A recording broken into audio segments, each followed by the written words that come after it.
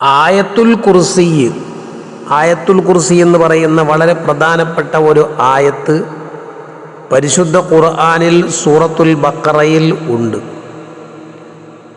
പരിശുദ്ധ ഖുർആനിലെ ആയത്തുകളുടെ കൂട്ടത്തിൽ ഏറ്റവും പ്രധാനപ്പെട്ട വളരെ വളരെ വളരെയേറെ മഹത്വമുള്ള ആയത്താണ് ആയത്തുൽ കുർസി. മുത്തുനബി സല്ലല്ലാഹു അലൈഹി വസല്ലമ തങ്ങൾ അതുമായി ബന്ധപ്പെട്ട് അതിൻ്റെ മഹത്വങ്ങൾ ധാരാളമായി വിശദീകരിച്ചിട്ടുണ്ട്. മൻ ഖറഅ ആയത്തുൽ കുർസി ദുബറ കുല്ലി സ്വലാത്തിൻ മക്തൂബത്തിൻ ലം യംനഉഹു ദുഖൂലുൽ ജന്ന ഇല്ലൽ മൗത്ത് എന്നൊരു ഹദീസ് ആയത്തുൽ കുർസിയെ കുറിച്ച് കാണാൻ കഴിയും.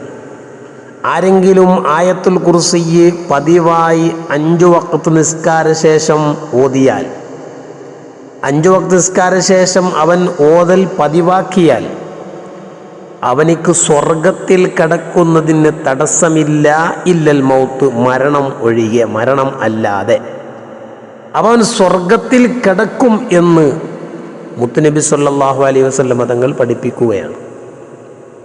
ഇത് എല്ലാ നിസ്കാര ശേഷവും ഓതിയാൽ, അതുപോലെ എല്ലാ വാങ്കിൻ്റെ ശേഷവും എന്നും ഉണ്ട്. ആയത്തുൽ കുർസി അതിന് മാത്രമല്ല, നമ്മുടെ ഭൗതികപരമായ പ്രശ്നങ്ങൾക്ക് പരിഹാരമാണ് ആയത്തുൽ കുർസി എന്ന് പറയുന്ന ഈ വളരെ വളരെ പ്രധാനപ്പെട്ട ആയത്ത്. പ്രസവിക്കാൻ അടുത്തിട്ടുള്ള ഒരു സ്ത്രീ, പ്രസവ വേദന വരുന്നില്ല, ഡോക്ടർമാർ മറ്റുമൊക്കെ സമയമായി എന്ന് പറഞ്ഞിട്ടുണ്ട്, പ്രസവ വേദന വരുന്നില്ല, പ്രസവത്തിൻ്റെ സമയമായി, പ്രസവിക്കുന്നില്ല. ആ പെൺകുട്ടിക്ക് വേണ്ടി എളുപ്പത്തിൽ പ്രസവിക്കാൻ അവളുടെ അടുത്ത് 41 ആയത്തുൽ കുർസി ഓതിയാൽ, അത് തുടങ്ങി 41 പൂർത്തിയാകുന്നതിന് മുൻപ് അവൾ സമയമായിട്ടുണ്ട് എന്ന് ഡോക്ടർമാർ പറഞ്ഞു, പ്രസവവേദന വരുന്നില്ല, അങ്ങനെയുള്ള സ്ത്രീയാണെങ്കിൽ ഇതിൻ്റെ ഇടയിൽ പ്രസവവേദന വന്ന് അവൾ പ്രസവിച്ചിരിക്കും എന്ന് മഹാന്മാർ നമ്മോട് പഠിപ്പിച്ചിട്ടുണ്ട്.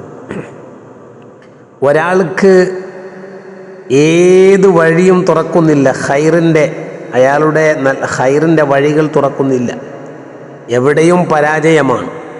അയാൾ എണ്ണം വെച്ചുകൊണ്ട് ആയത്തുൽ കുർസി പാരായണം ചെയ്തുകൊണ്ടേ ഇരുന്നാൽ അയാളുടെ ഏത് അടഞ്ഞ വഴികളും അദ്ദേഹത്തിന് തുറന്നു കൊടുക്കും. രോഗം മാറണം എന്നാഗ്രഹിച്ചു ചൊല്ലിയാൽ അവരുടെ രോഗം മാറും. ഒരു നിശ്ചിത എണ്ണം നമുക്കിഷ്ടമുള്ളത്ര, അതിൽ 41 അത്രയും മോദിയാൽ വളരെ പ്രധാനപ്പെട്ടതാണ്. ഏത് പ്രശ്നങ്ങൾക്കും പരിഹാരമാണ് ആയത്തുൽ കുർസി എന്നുള്ളത്. ഓരോ ഹർഫിന് പ്രതിഫലം ലഭിക്കുന്നു എന്നത് അത് ഖുർആനിൻ്റെ ഒരു മഹത്വമാണ്. അത് മറ്റൊരു വിഷയമാണ്.